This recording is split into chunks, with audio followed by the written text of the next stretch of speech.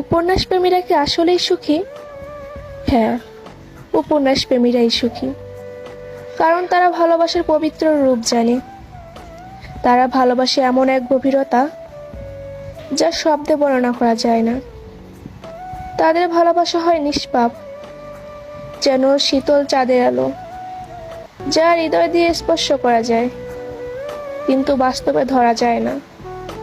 তারা সুখ খোঁজে কল্পনার জগতে। তাদের ভালোবাসা এমন, যেন চাঁদের নিঃশব্দ আলো, যার আলো ফোটে স্বপ্নে, কিন্তু ছোঁয়া যায় না। তারা দুঃখী হয় বাস্তবের মাঝে। কল্পিত সুখটা তারা বাস্তবে খুঁজে পায় না। উপন্যাস প্রেমীরা কল্পনাতেই সুখী। উপন্যাস প্রেমীরা কি আসলেই সুখী? হ্যাঁ, উপন্যাস প্রেমীরাই সুখী। কারণ তারা ভালোবাসার পবিত্র রূপ জানে। তারা ভালোবাসে এমন এক গভীরতা যা শব্দে বর্ণনা করা যায় না।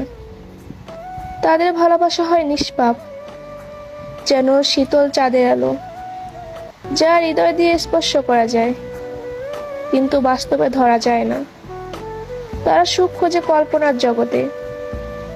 তাদের ভালোবাসা এমন, যেন চাঁদের নিঃশব্দ আলো, যার আলো ফোটে স্বপ্নে, কিন্তু ছোঁয়া যায় না। তারা দুঃখী হয় বাস্তবের মাঝে। কল্পিত সুখটা তারা বাস্তবে খুঁজে পায় না।